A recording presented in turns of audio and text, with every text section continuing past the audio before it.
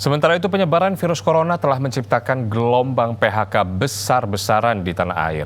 Kementerian Ketenagakerjaan mencatat lebih dari 100.000 perusahaan yang terdampak pandemi corona.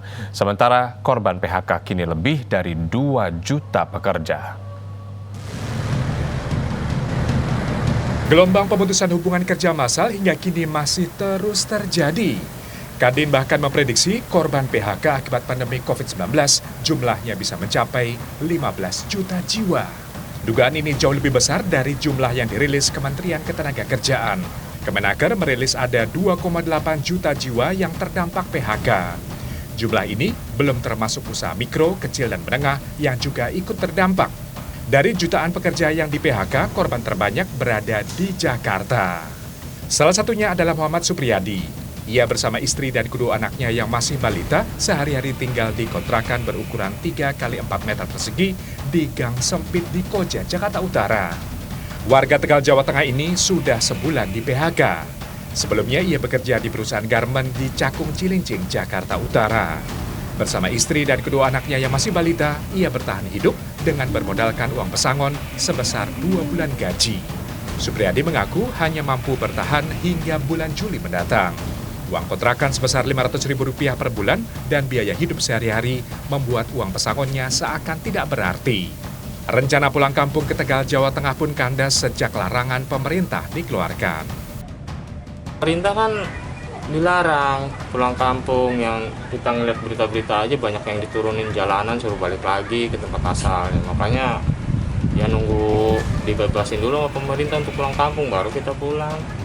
Sekarang ini mau daripada ntar di jalanan suruh balik arah, saya punya anak kecil masih 4 bulan.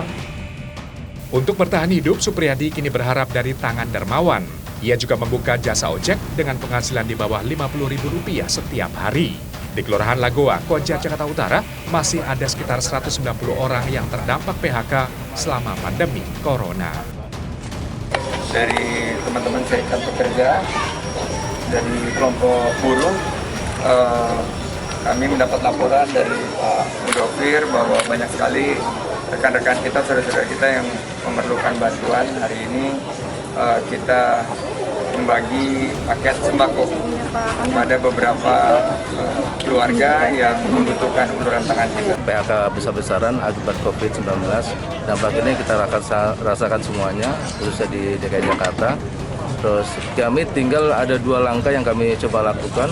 Kita lakukan juga upaya-upaya hukum untuk supaya mereka mendapatkan uang pesangon agar mereka bisa membangun kehidupannya, atau kita juga salurkan ke program-program pemerintah seperti vokasi dari BPJS. Populi Supreme Lex Esto atau keselamatan rakyat adalah hukum tertinggi, kini hanya wacana semata. Sebagian pengusaha bahkan memilih menerapkan cuti di luar tanggungan atau merumahkan para buruh agar tidak perlu memberikan uang pesangon. Jika sudah demikian, buruh akhirnya harus bisa bertahan hidup mandiri. Pulang kampung dilarang, sementara bertahan di Jakarta tanpa adanya penghasilan. Rian Fernando, Mahardika Imam Muhairib, Jakarta.